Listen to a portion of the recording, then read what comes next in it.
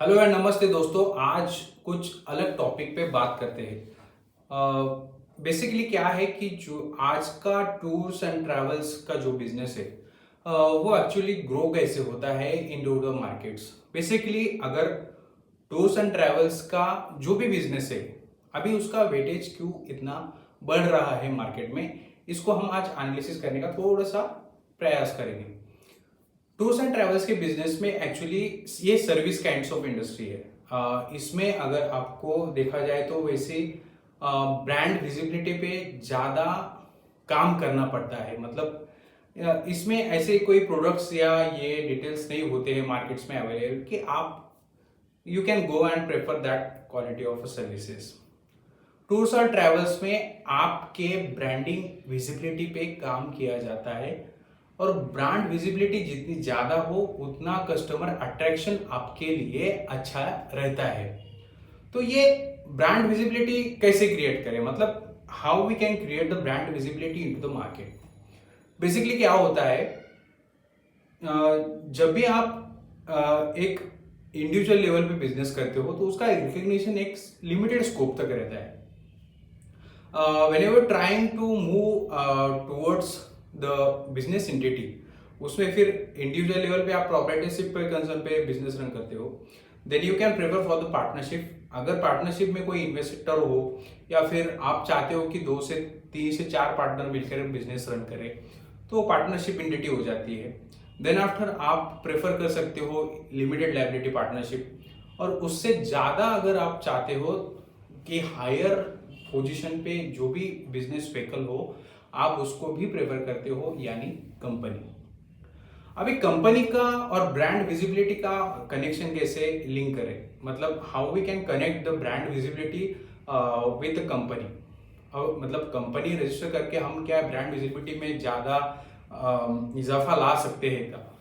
तो मेरे हिसाब से इसका आंसर क्वाइट पॉसिबल हम ये बोल सकते हैं कि हाँ। मतलब अगर ये एनालिसिस कर लो ना आप, वेयर डोमेस्टिक लेवल पे तो इतना इफेक्ट नहीं पड़ता है, लेकिन टूर्स एंड ट्रैवल्स कंपनी एक ऐसा बिजनेस सर्विस है, ये ऐसी बिजनेस सर्विस है जिसमें ब्रांड विजिबिलिटी का इंपॉर्टेंस ज़्यादा माना जाता है। वो कैसे?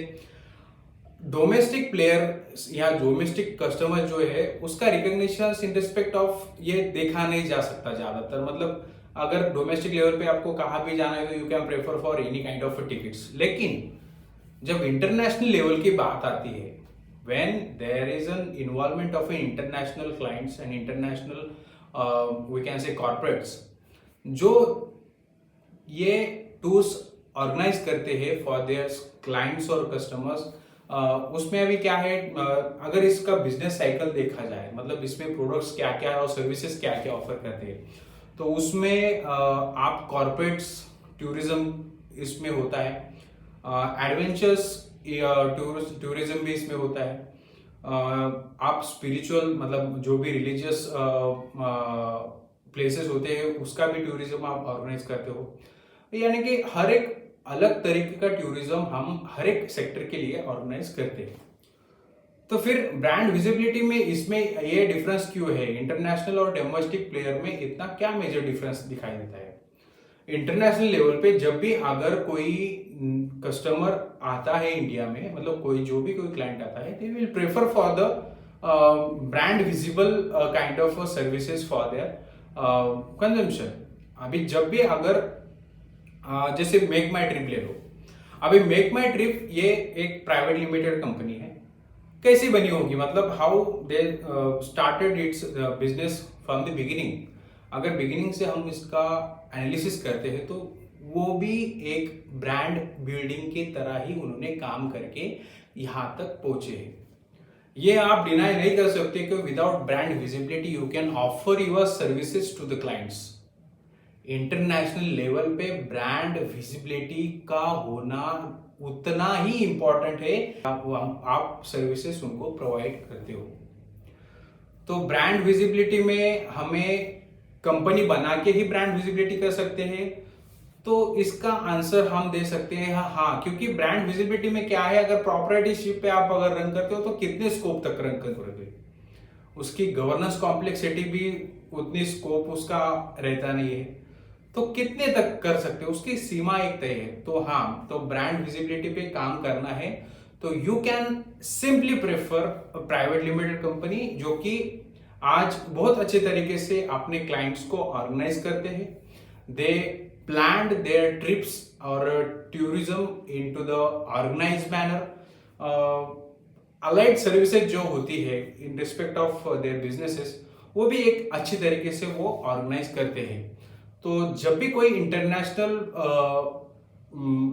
ऑर्गेनाइजर हो या इंटरनेशनल टूरिज्म अपन अट्रैक्ट कर रहे हैं, तो इस लेवल पे हमें ये करना चाहिए। तो ब्रांड विजिबिलिटी में हर एक कंसेप्ट ऐड हो जाती है कि कैसे करें, मतलब सोशल मीडिया प्लेटफॉर्म होगा, I mean you have to use all the platforms available into the market. Basically ये अंडरस्टैंड करने की चीज है कि ब्रांड विजिबिलिटी कैसे हो। तो ब्रांड विजिबिलिटी करने के लिए you must have your own website with all attractive kinds of web pages there. Web pages हो सकते हैं, उसमें हर एक चीज ऐड करते जाते हैं। आपके